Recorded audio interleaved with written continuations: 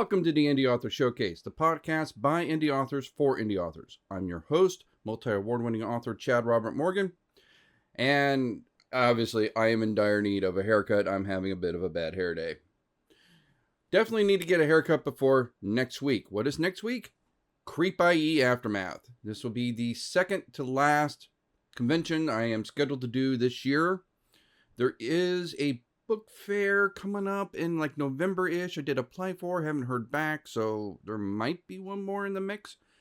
But as of right now, it is Creep IE Aftermath in 1 week, followed by Son of Monsterpalooza in October.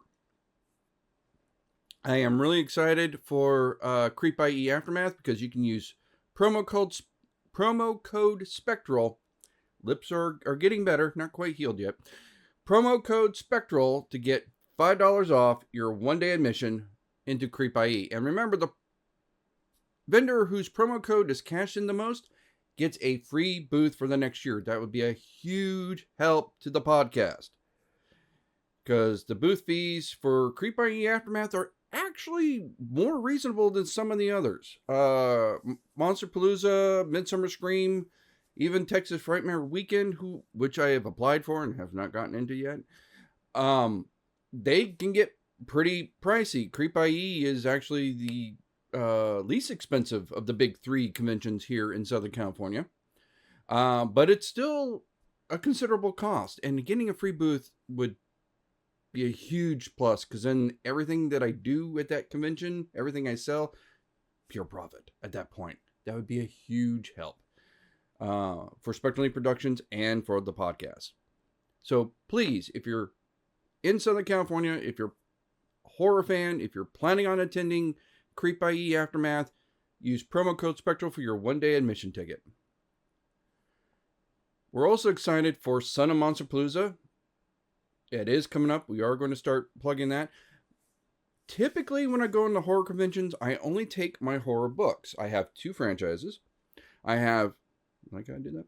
I have The World of the Last Rite, which is where all my horror stuff goes. Now, I do have sort of a subcategory off of that, which is the short bites. It's still in The World of the Last Rite, but they're written for a more younger audience. There are young adult novels, short stories that act as a companion piece for the main series. So I got the Last Rite series and then the short bite sub-series. And then I have Intergalactic Space Force. It's like the Space Force, but more bigly. After Monsters and Blood and Viscera and everything, I like to take a little bit of a break and write some dirty jokes in outer space. Normally, I do not take those to horror conventions, and my wife has kind of chided me about that. Says, every once in a while you got someone who wants those books and you don't have them. I tend to bring them out at places like WonderCon, or what was the last one? Pasadena Comic Convention, because they are more general audiences, and so it's a better fit. Again, this year at Son of Monsterpalooza, I am making an exception because one of the guests at Son of Monsterpalooza is Katie Seagal, otherwise known as the voice of Leela from Futurama. Futurama was a huge inspiration for Intergalactic Space Force. I tell people that that Intergalactic Space Force was my interpretation of Star Trek if it was written by Trey Parker and Matt Stone. Futurama was also a huge influence. In fact, one of the critiques I got on the first book was, this sounds like a Futurama episode that I watched. And it does have very similar themes to the Futurama episode where they crashed the restaurant. Zap Brannigan crashes the restaurant and they're captured by these Amazons and they're going to use them for snoo, that kind of thing. It did have some similarities to that. And part of the reason why is because as the first book in this series, I was playing it a little safe. I'm going to be honest with you. I wanted it to be more wild. I wanted it to be more out there And I was afraid that I was going too far and I was going to lose the audience. And while ISF is not as popular as my horror stuff and not as well received, I still have ardent fans. So in the second book, I went more off script. I went off the reservation. I'm like, okay, I'm going to really have some fun with this now. And that was even better received. So I'm getting more confident in the ISF world. I did start the third one. I need to get back to it. As I mentioned on the show before, my time's not my own. I've been Uber driving. I have cut back on my Uber driving a little bit just because there are certain... First of all, I have a day job, right? So I can't even leave until about 6, right? There are certain days when by the time I can actually start Uber driving, it's just not really worth it, right?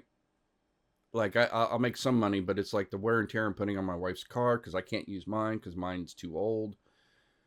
It just isn't worth it. So it's like, you know what? It might be better if Tuesday, Wednesdays, maybe even Thursdays, I stay home. Gives me time to write. I'm starting to get back into writing, which is great. And then basically I work myself to death Friday, Saturday, Sunday, and Monday, which are really profitable days for Uber driving. So that's my current plan. That gives me a little bit of a balance. I'm getting a little bit back into writing. I am right now trying to finish up a short story for the next Short Bites. I had some inspiration due to my accident, so I wanted to get that down. I'm about 2/3 of the way through that one. Then I want to go back and I want to revisit my ISF story. I also got another great idea for a horror novel that I'm wondering where in the queue I'm going to put that on. And I'm wondering if that's going to be my third series or if I'm going to wrap that into The World of the Last Ride. I haven't decided yet. So got some things going there. So Katie Seagal is going to be at Son of Monsterpalooza this October in Burbank. The other guest of note, and these aren't the only guests, but these are the ones that stand out to me as like, oh my God, they got these people. Tim Curry. Tim Curry is a legend. I mean, he was literally in the movie Legend. He was Satan, with the horns. He's also, just a sweet transvestite, from transsexual Transylvania. Worst impersonation ever, but that's okay. He was also the original Pennywise when it was a miniseries on TV. I tend to go back and forth as to which I like better, the original miniseries or the new movies. The first movie was exceptional. The second one, I feel, wasn't as good.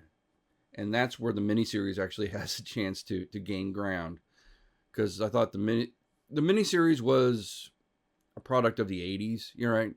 So it doesn't have the same kind of budget that the current movies have. But oh my God, the star power that they put into that thing was phenomenal. And for an 80s miniseries, it's exceptional. You might, like I said, you might watch it today and go, but you gotta remember, at the time, that was, and Tim Curry's performance in that thing is oh my God. And they got him. I was like telling friends, like, isn't he dead? I'm like, almost, but not quite. So, really excited for Son of Monsterpalooza, and really excited for Creep IE. Creep IE has usually gotten some really big celebrities. I believe they got sort of like a Epic Records cast reunion going there. I will be honest, this time around, for Aftermath, I haven't seen like any celebrities that really wow me personally, right? Last year, they had Lando Calrissian himself, Billy D. Williams. Okay, really, the lips are healing. Billy D. Williams was there last year. I'm like, wow. And this year they don't have anybody of that, to me, right? That talk to me, I should say. They might have people that talk to you as if you're, people that are more horror fans, or people that are like, again, Empire Records, there might be a huge contingent of Empire Record fans. So I am talking to me personally, but last year I was so excited and I was so kicking myself that I couldn't get a chance to go see Billy D. Williams. I mean, he was right there in the same damn building, and I didn't have a chance to even see him, let alone go talk to him, which killed me. But yeah, this year there hasn't been anything on the celebrity list so far that speaks to me. I don't know why. Usually there is. But in about a month, when we have Son of Monsterpalooza, Tim Curry and Katie Seagal, I'm excited about that. So keep that on your calendars. Hope to see you next week at Creep IE Aftermath. Remember, it's promo code Spectral. So one thing I want to talk about real quick is I had somebody message me on the comment on one of my promo videos. So real quickly, what I do is I do the podcast and run it through a program called Opus Clip, which uses AI to basically cut up the podcast into little snippets, frames it for like the TikTok ratio, and puts the auto captions in there and throws it up on all the social medias. And it works pretty well. Sometimes it even gets the author's names right. It got Aaron Lewis's name wrong. It got Raven Velasco's name wrong. But it throws it up there. And somebody commented on it, says, how do I become a better writer? And this is usually a topic that I try to avoid because I kind of feel like a little bit of a poser by telling you how to improve your writing. Because it's not like I'm winning Nobel Prizes for my writing here. I'm not winning the Newbery or anything. So, and, am I really qualified? And if you ever read Stephen King's On Writing, which is his memoir on the writing process, one of the first things he talks about is like, am I really qualified to tell you how to write better? And this is Stephen freaking King, right? So if he's not comfortable, if he's questioning whether or not he's capable of telling you how to be a better writer, who the hell am I? Right? So I will start by pointing you to some good resources. Okay? The first is obviously Stephen King's On Writing. That is a very powerful book on the writing process. He talks about his personal journey. He will also talk about more of the nuts and bolts of how to be a better writer.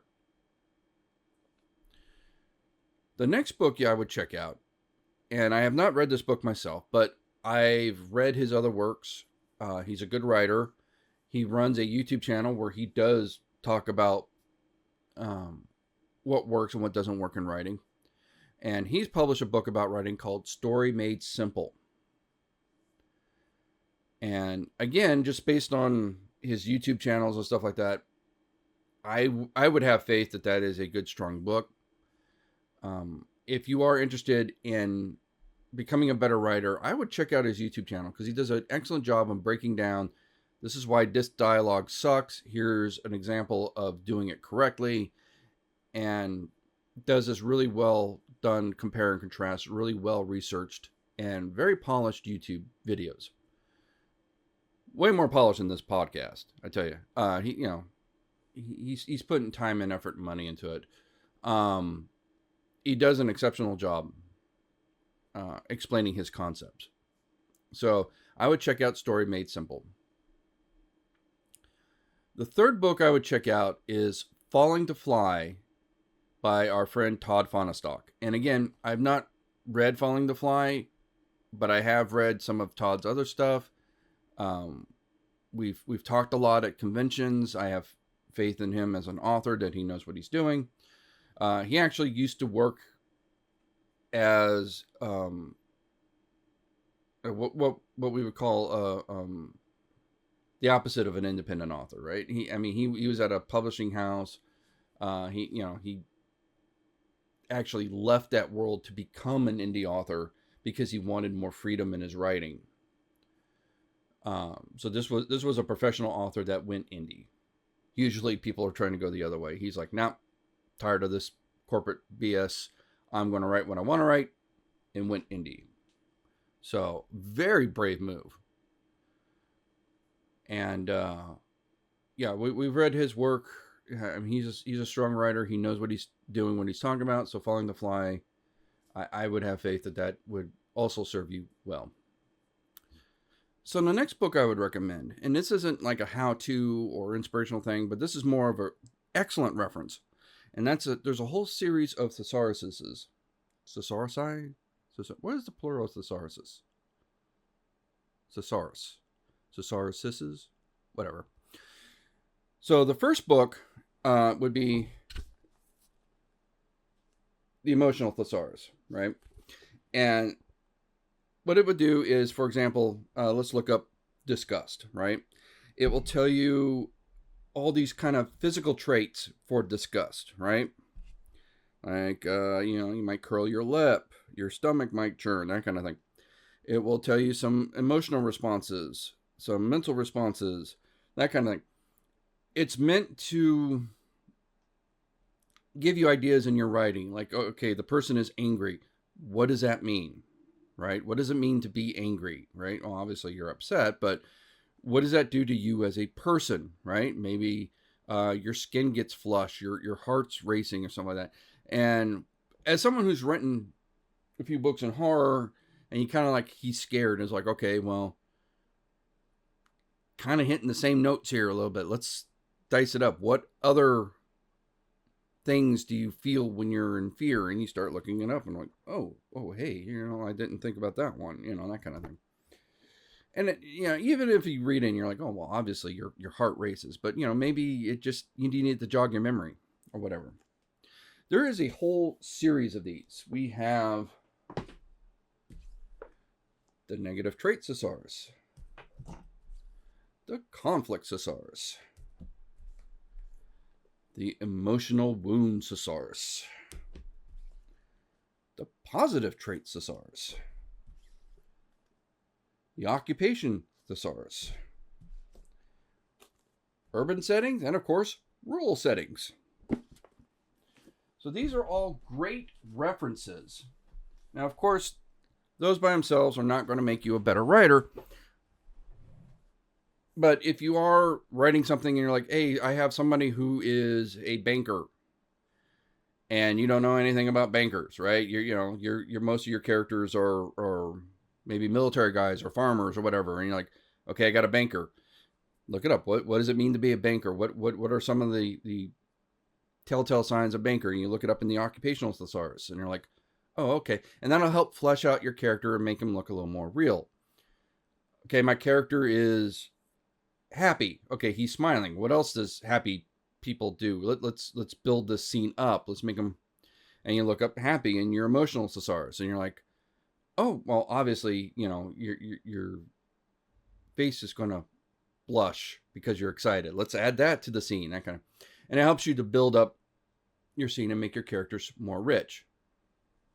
That helps get me to my first point of my personal tips for better writing.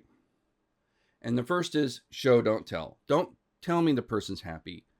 Show me the person's happy. Don't say he was happy. Tell me he was smiling. Tell me he was so giddy he could barely hold still, right?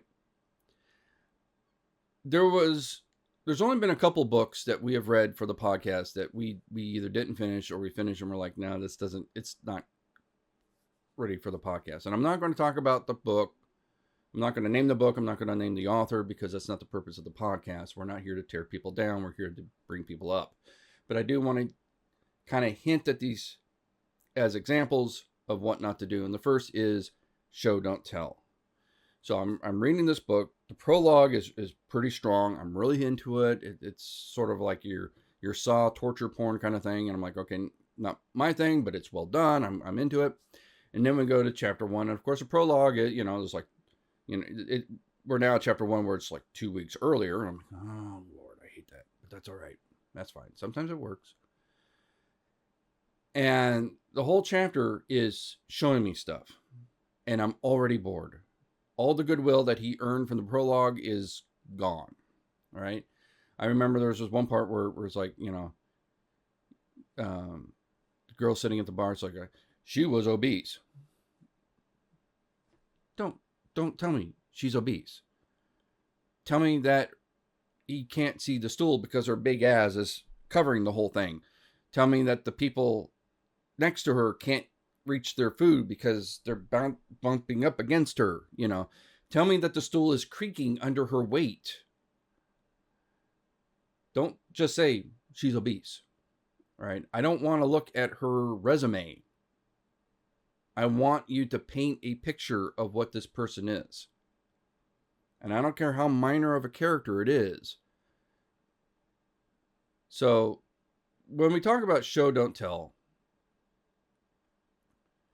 we're talking about telling us that a person is tall by saying the person is tall, versus showing us by saying the person had to duck under the doorway.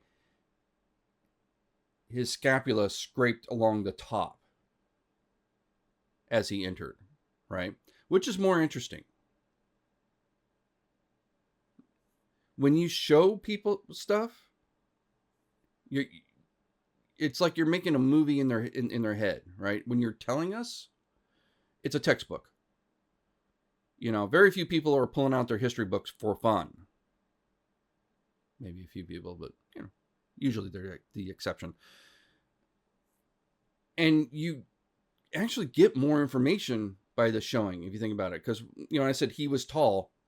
What is tall? Tall is a relative height. Ducking through the doorway. Okay, now you got a sense because you know how tall a doorway is, typically. And his shoulder blades scraped the top. Okay, well, now you really have a visual idea of how tall he is. If he's got to duck down and his shoulder blades are still hitting the top. Because the door frame's like what? Maybe 10 feet? Something like that, depending on the building. Typical residential housing, maybe 8 feet. And if he's got to bend down and he's crunched all the way down and his shoulder blades are, that is really painting a visual description of how tall this guy is, and it's really hitting home.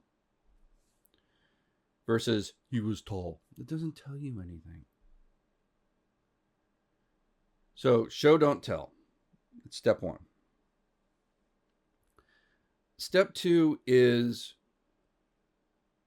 characters should not act, they should react. One of the great things that I read about when Trey Parker and Matt Stone write South Park, they start with every sentence with, and then. Meaning that there is every person is reacting to the previous action, right? For a good counterexample, let's talk about Brandon McNulty. He just posted a video on YouTube basically ripping apart the latest War of the Worlds movie. One of the things he rails against that is that people are doing things because the plot demands it. It feels unnatural. It feels unearned. When you're doing things because the plot demands it, the characters feel less real, right? And they feel more two-dimensional.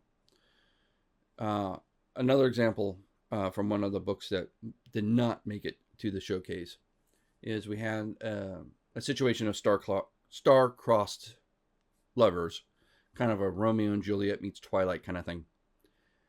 And our main protagonist saves the female lead for reasons. It's never explained why.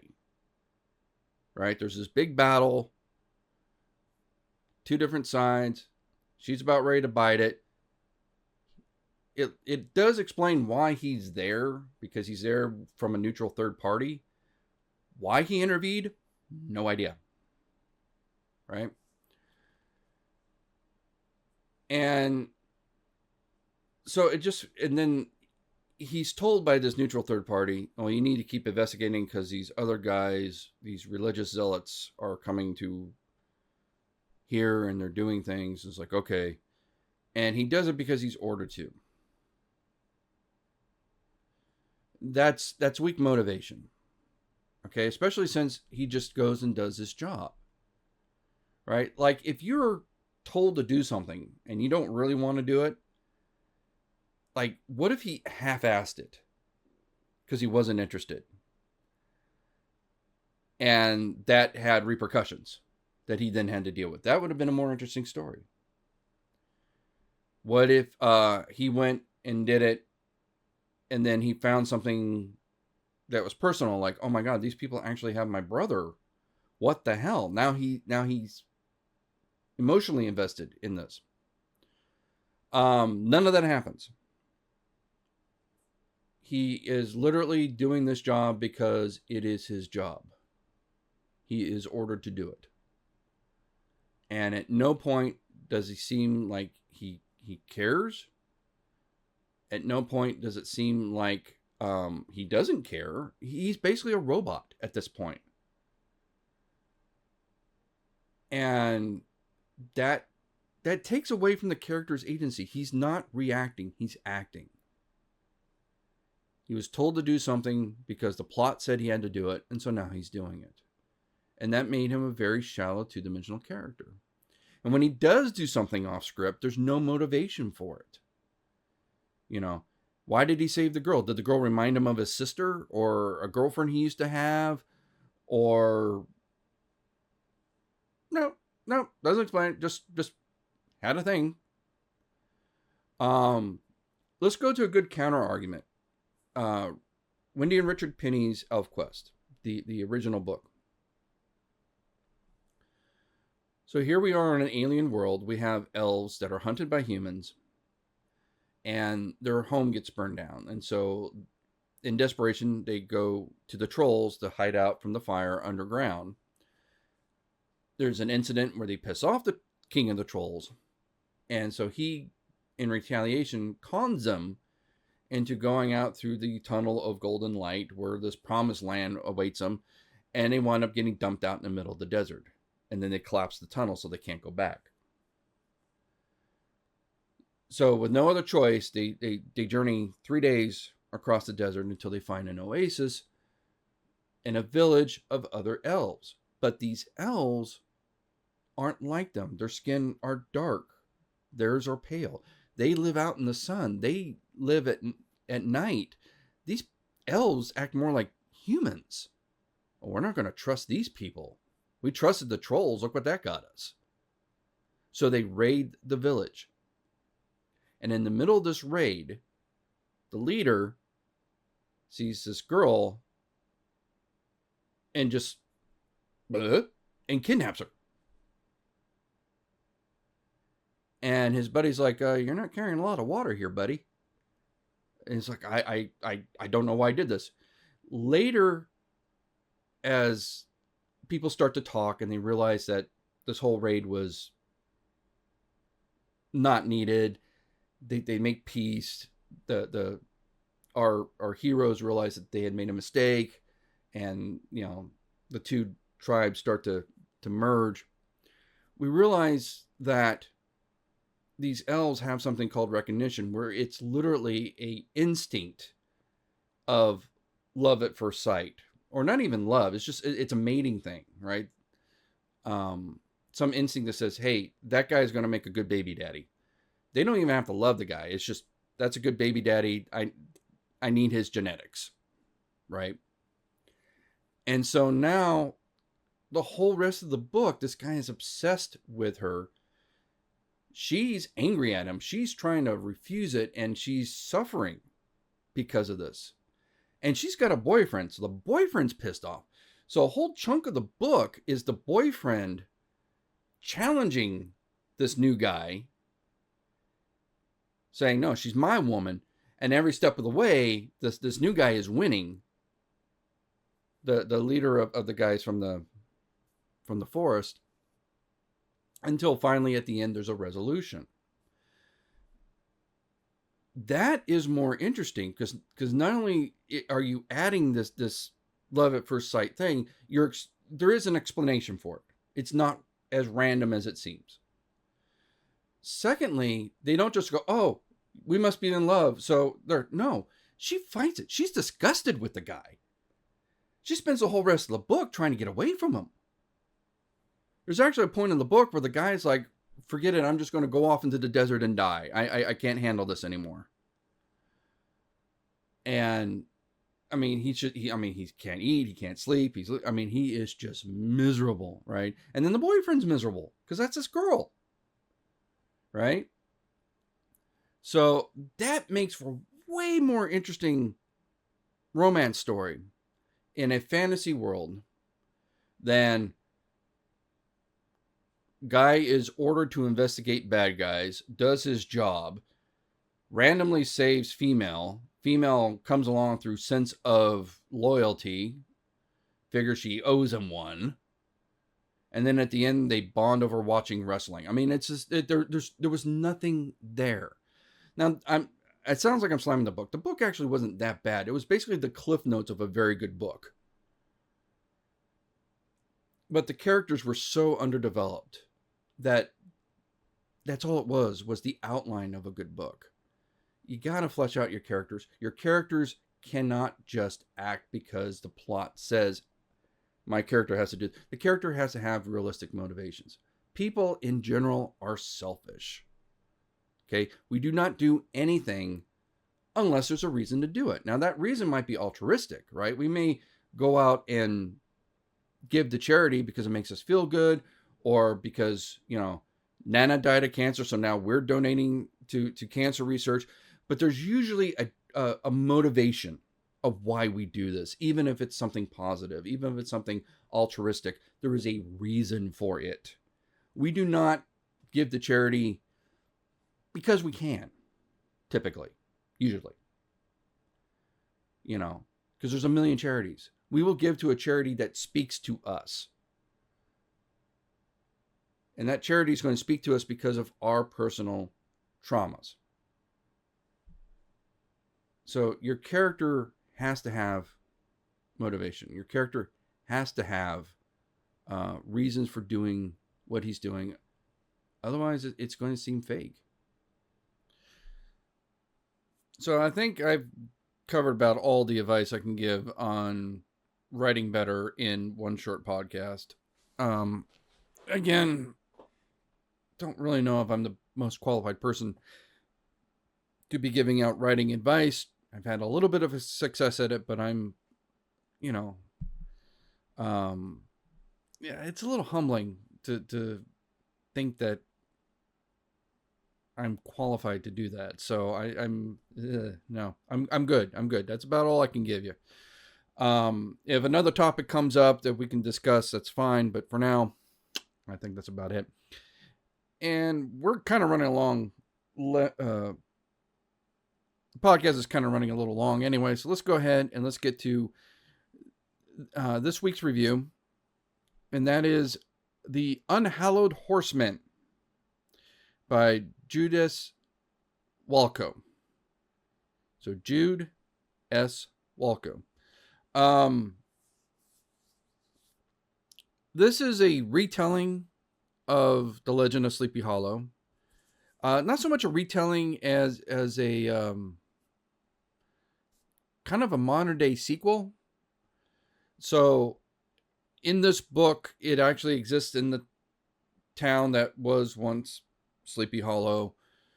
There's actually descendants of those that actually killed the horseman.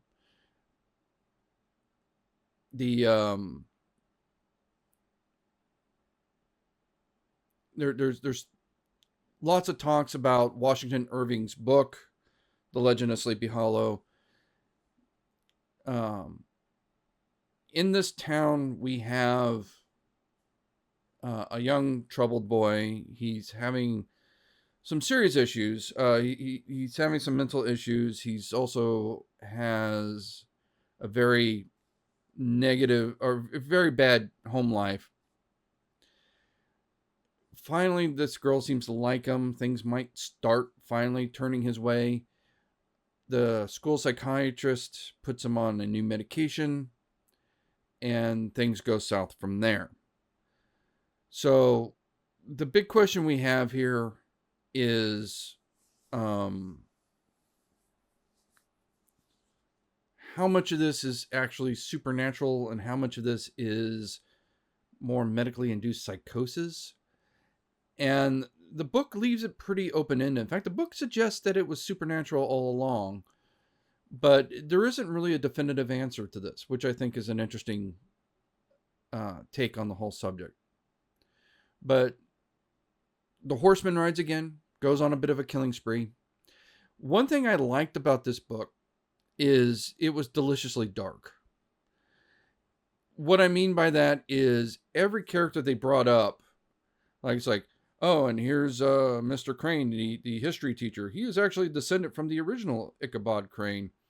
He's a nice guy, except he's like banging like all the girls and everything. You know, he likes to score with all the mothers of the students and all this kind of stuff. And, you know, like no person was really beyond contempt, right? Everybody had a flaw.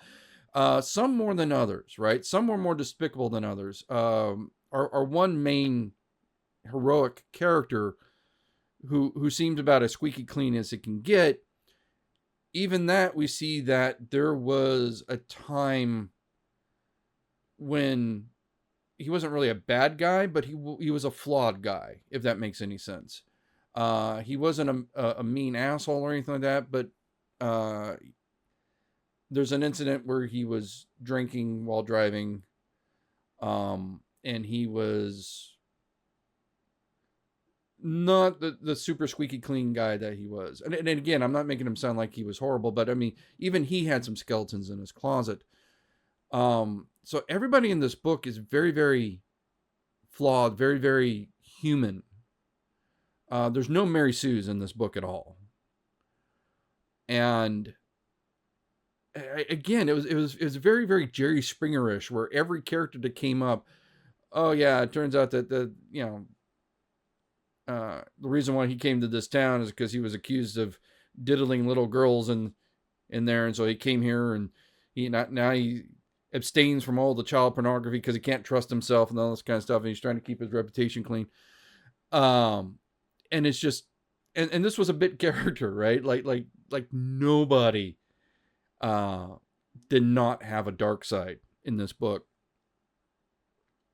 And one of the reasons I picked this book is because last year, now I picked this book because I'm still going through my TBR list, and on my TBR list, nothing is on Audible. And so I needed something that I can listen to while working the Uber job. And this was the third of 3 books to win last year's Book of the Year for a horror subgenre. So I had already listened to another one of the winners, which turned out, coincidentally, to be the book from Raven Belasco. Like, I had met the publisher at a convention, got the book, found out it was on Audible, got it, listened to it, reviewed it, interviewed Raven on the show. It wasn't until after the fact, which shows you how much prep I do for these shows, that Raven Belasco's book won this award for Book of the Year from Audiobook Reviewer. The Unhallowed Horseman. The Unhallowed Horseman was the second of 3 books to win this award. The third was mine for Short Bites Volume 1 Bloodlines. So I'm like, you know what? Let's run the trifecta. Let's get them all. Right? It is an excellent book. I did have some issues with the audiobook. I don't think it was the way it was written. I don't think it was the way it was even narrated. I think it was the way it was edited. And I say that because it seemed to have subsided as the book went on. But it seemed like in the initial beginning, everything was really cut tight to the point where you couldn't breathe. And if you blinked, you missed like a half a paragraph. Everything was very rapid fire. And this might be more personal preference. But I prefer a little bit of a breather in between sentences. I think he's right. I think it needs a cesura. See? My way with a cesarean. When I'm editing my audiobook, one of the first things I do is I take a nice clean bit of room noise, about a second. And I will use that to paste over pauses. And I do that for a couple of reasons. One, because if it's a 2.5 second pause and I put that, it shrinks it down. So I'm cutting it down to a second. And 1 second is pretty natural, right? I say this, then I say this. That's about a second pause. Anything more than that, it starts getting slow, right? So I have the opposite problem that I thought this book has. I take too many long pauses. I'd better test it with a dramatic. Is he all right? Pause! I do that partly on purpose because it's way easier to prune out breaths and background noises and stuff like that if I'm giving myself a gap. Plus, if you've listened to this podcast, you know that even though I tend to run my mouth, I do pause to think, right? I got a very Obama-like style of where I stop every so often. Worst Obama impression ever. Anyway, moving on. So this, I have the opposite problem where I have too many big pauses. This book seemed to have no pauses, and one of the bigger problems I had was when it was changing point of view in between chapters. Now, there's nothing wrong with that. I do the same thing. But when I do it in the audiobook, I leave like a 3-second gap because I'm trying to give an audio cue to the listener. I'm shifting perspectives, right? And 3 seconds is like a breath, right? That's 3, right? That's 3 seconds. 1 1,000, 2 1,000, 3 1,000. That's it, right? I didn't even get that in this. And there was a couple times when we were shifting perspectives. And on the page, it would be fine, because on the page, you would see a paragraph break, right? You would see a gap, and you would visually, you'll go, oh, okay, I'm jumping, right? In the audiobook, you got none of that, right? So the only thing you can have is some sort of audio cue, which gets annoying real quick. I've tried that before, where it's like, bing, or, the do-do-do-do-do-do-do-do, and then you go to the next, and that gets old real quick because you do it too often.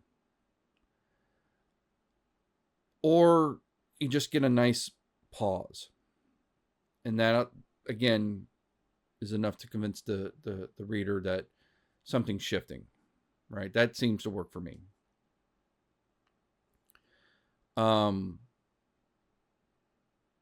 again, I don't even think it's the narrator's fault. I think it was the editor, right? Because, there's just time when the guy was just rapid fire. I'm like, no, in real life, this guy had to have taken a breath at some point. There's too much talking for... No human being can go on and on and on like that without... it's not possible. So I think it was just trimmed too tight, especially in the beginning. So I would recommend actually getting a hard copy and reading it, because it is an excellent story. I did think it was really good. I just was not as thrilled with the audio production as I was with the story as a whole. but I do think it's a solid story. It's a very mature story. This is not for young readers. I mean, it gets harsh, and I'm not just talking about the violence. There is just some, yeah, it gets spicy, and not gratuitously. You know, not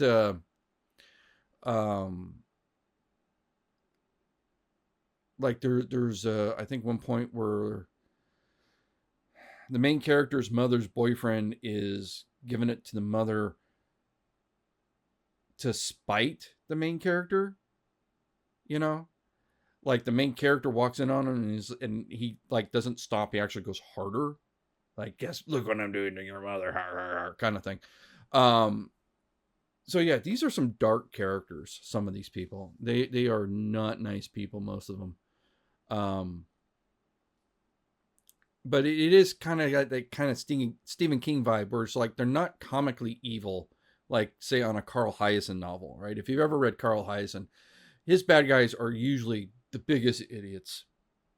I remember one where there were a bunch of, kept going on about the NATO communists that were going to invade and everything like that. I mean, they just rocks in there, nothing. And he does it on purpose. His villains are always, he mocks them. He mocks his villains. They're always idiots, and they always get what's coming to them in the end, some way or another.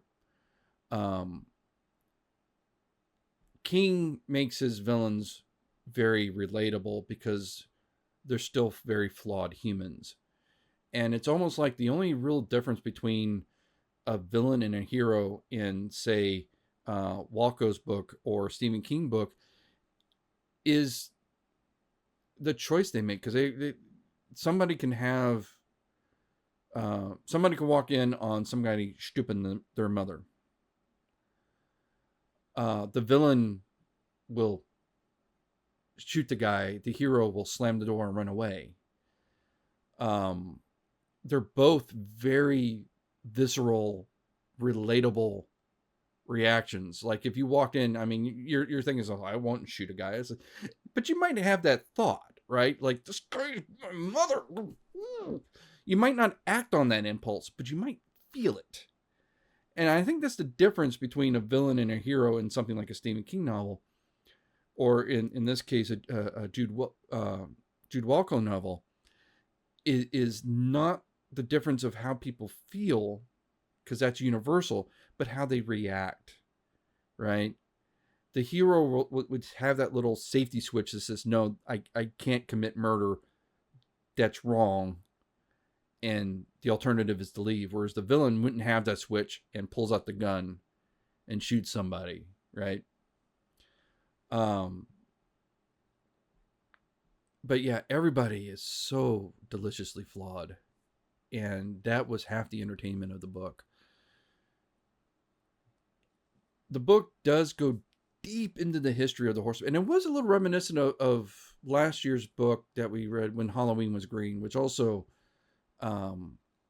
talked about some of the origins, less of the Headless Horseman, but that was that went more deep into Irish folklore, which I think was even deeper than what Washington Irving was dealing with. So I think we're kind of like a layer above that.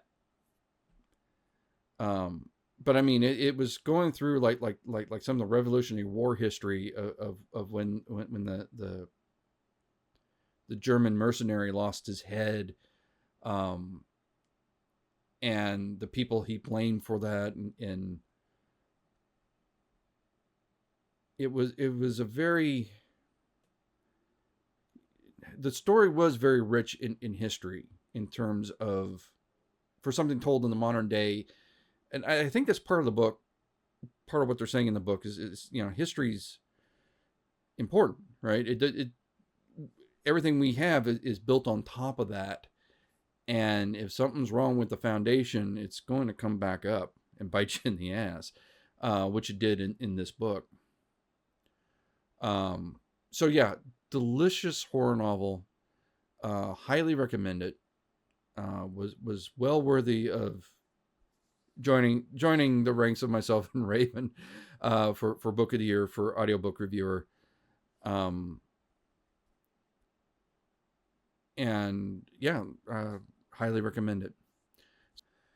We will probably not have a podcast next week because we will be at Creep IE. We'll be a little bit too busy. I keep saying I'm going to do a podcast at the convention and stuff like that. Never happens. I'm usually way too busy to even think about that. So I'm not even going to try to make promises. If I do it, it's a bonus. Okay? It's probably not going to happen. I'm probably going to be swamped. So see us next week at Creep IE. We will be back on the air a week after that. And until then, keep on reading.